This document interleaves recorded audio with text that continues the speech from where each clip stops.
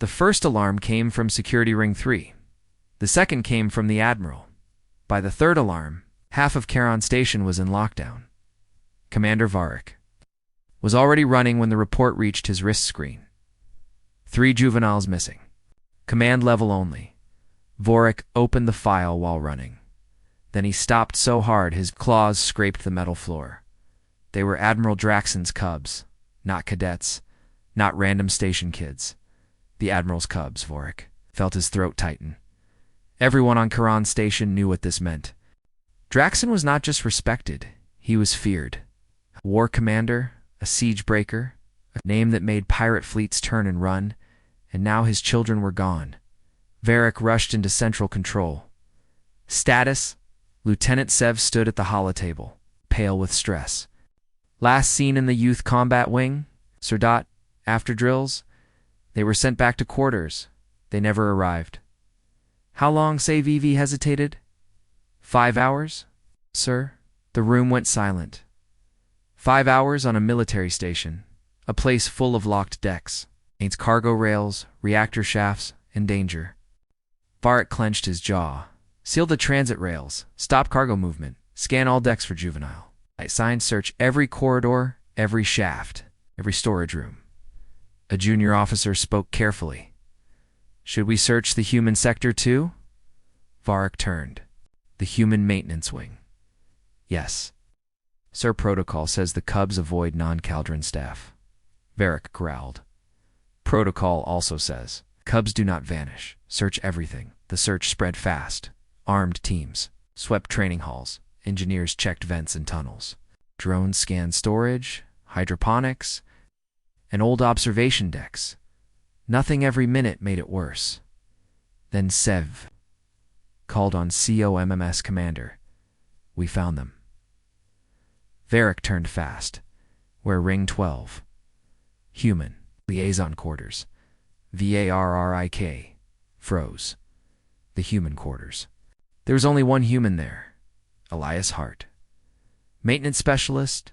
Quiet. Polite. Good. Broken systems. Always smelling like machine oil and sweet burned corn. Are they hurt? No? Sir, no? Say Vivi sounded shaken. You need to see this yourself. Varric arrived with 6 armed guards. The hall outside Elias Hart's room was full of tense soldiers. Varric opened the door. Everything in his tactical mind stopped. The cubs were there. All. 3. Alive. Safe. Asleep. Retha, the oldest, was curled on Elias's chest, one paw hooked in his shirt. Kale was stretched across Elias's lap, tail moving in a dream. Nira, the youngest, was tucked under his arm, face pressed into a blanket. And Elias was asleep too. One hand rested gently over Retha's shoulders. A movie played on the wall screen with low sound. A bowl of half-eaten popcorn sat on the table. The room felt warm, safe.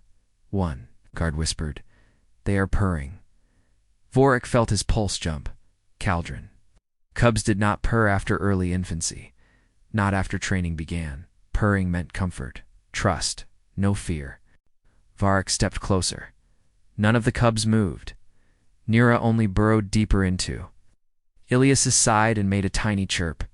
Sev checked the movement logs and went still. Commander, I pulled the records. How many visits, Sev? Swallowed 16. Varric turned slowly. 16 what? 16 visits in 19 days? They kept coming here after drills.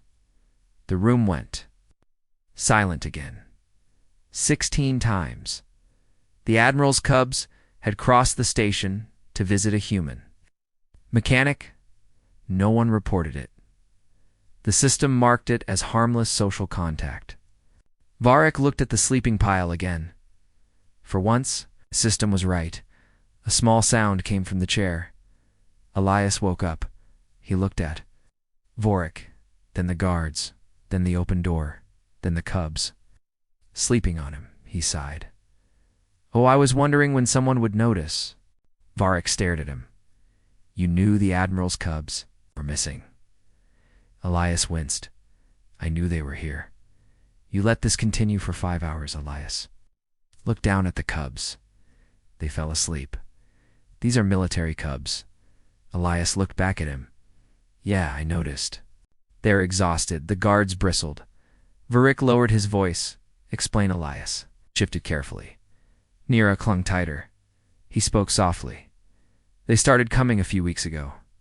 At first they watched me, fix filters. Then they asked questions. Then they stayed for movies. Then snacks. Then they started falling asleep here after drills.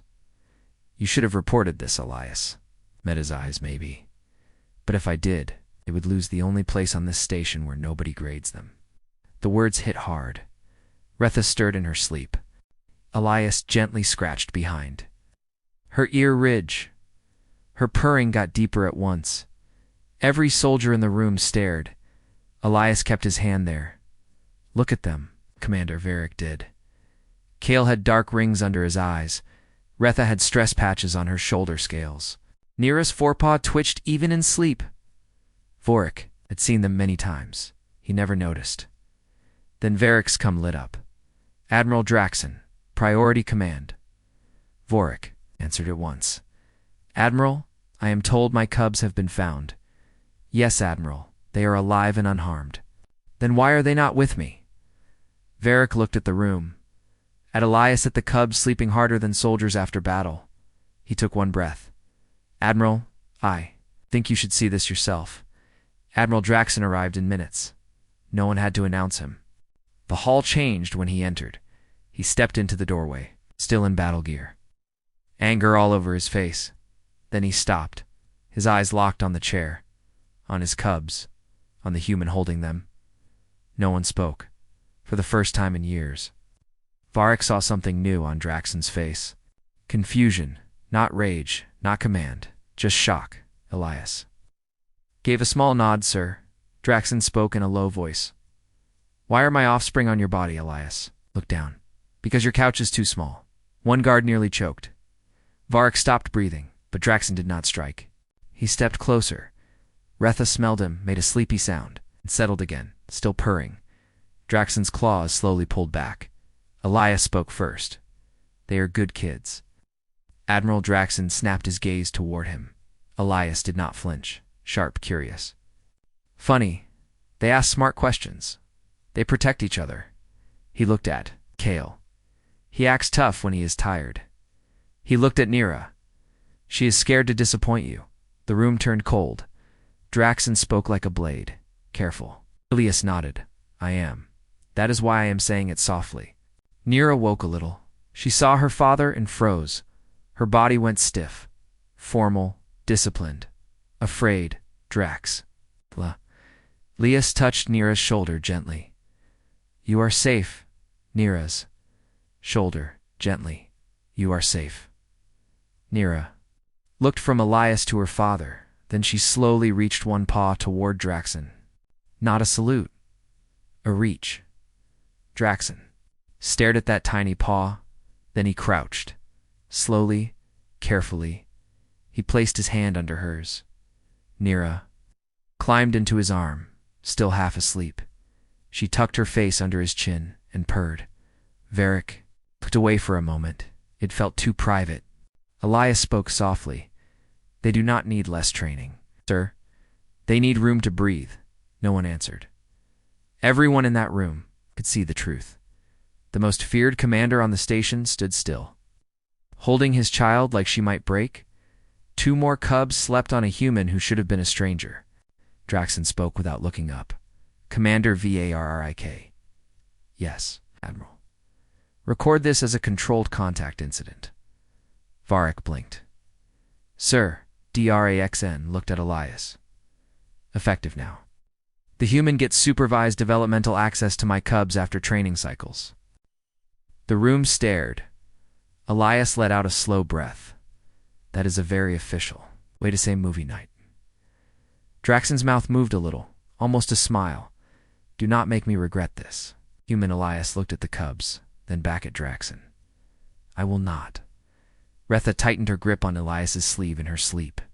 Kale rolled over and mumbled about tactics and snacks. Nira purred against her father's shoulder. Varric stood in the doorway and watched the impossible. Human mechanic. a fleet admiral. 3 missing cubs found in peace. Later, the station logs called it an anomaly. The officers called it a protocol failure. The cubs called it movie night. But Barak remembered it another way. It was the day Kiran Station learned what humans were really dangerous for. Not weapons, not ships, not battle plans. Kindness, because. On a station built on discipline and fear, one human did what no commander had done. He made warrior cubs feel safe enough to sleep. Asterisk. Thanks for watching till the end. Drop a comment, like this video, and subscribe to Neon Cub Tales. See you in the next HFY story.